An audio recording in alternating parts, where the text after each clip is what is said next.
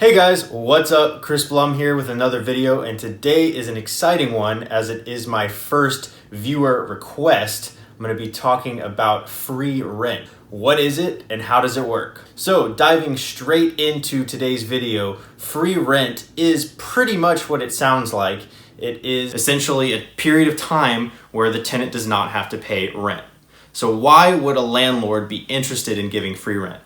Well, the simple answer is it's one of several buckets of money that can be negotiated during the transaction process. The others that we've talked about before are base rent, so how much are you paying usually per square foot, and tenant improvement allowance, or how much money are they willing to contribute towards the build out of your space.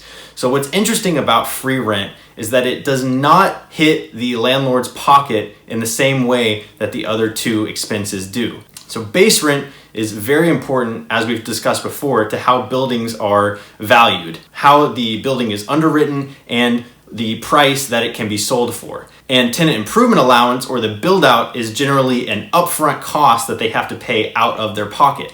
Free rent, on the other hand, is a way that the landlord can give a concession to a tenant without necessarily having to pay out of the pocket in the moment. So for many landlords, the way they look at it is if they have to give a few months of free rent up front, but they get a deal done, that's better than the space sitting vacant for those months anyway. And it can help bridge the gap in the discussion process. So let's say that because of the underwriting and because of the exit strategy, a landlord needs to achieve a certain base rent, we'll say $425 a square foot, and the tenant is steadfast on only paying $375 a square foot. The landlord may be willing to give 3 or 4 months of free rent, which can help bridge this gap and help both parties come to an agreement.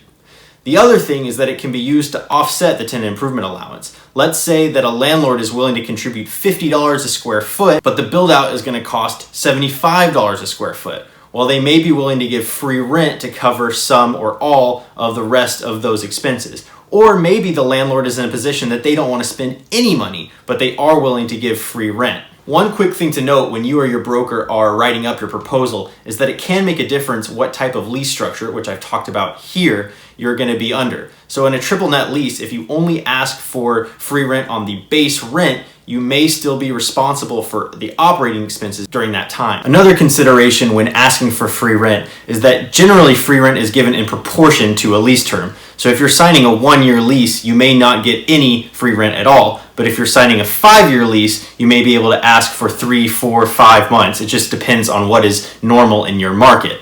The other thing with free rent is that the further you are away from your commencement date, the harder it's going to be to ask for free rent. So if you're willing to commence today, you're going to have a better chance at getting free rent than if you don't want to start for 6 months. Now again, this is going to depend on your market, how much space you're taking, the build out. There's a lot of factors, but in general, the sooner you're willing to take space, the higher the chance you have of getting free rent. Now to jump back towards the allocation of the free rent and the structure, typically, as I mentioned, it's given up front, but there's a few ways this can be done. It can be given inside the term or outside the term. These are common phrases you'll hear. So what does that mean? So inside the term is, let's say you've agreed to a 3-year lease and 2 months of free rent.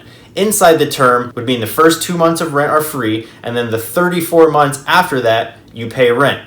Whereas outside the term would mean that you would actually sign a 38-month lease, you'd have 2 months of free rent, and then 36 months of lease term. Now this is important to the landlord, one, because again, for valuating the building, they can say they have a 3-year lease with a company at a certain base rate, and here are the increases, and here's the 3 years of lease term that they're getting, and then the tenant still gets the 2 months of free rent. And also as a side note for the landlord, because the 2 months of free rent are given up front, there's typically those last 2 months would be month 37 and month 38. They would get another step up in rent for those last 2 months. So there would be a little more rent for the landlord by doing it outside of the term. This isn't always the case. Sometimes free rent is given for the first month of every year in a lease, or at other times later in the lease term. But the usual structure is upfront, either inside the term, or more common, outside the term. So I hope this quick video on free rent was helpful, and if you have any other questions or topics you would like to see addressed, leave them in the comments below and I will try to make a video about them. As always, I hope you enjoyed today's video, and if you are, please consider subscribing.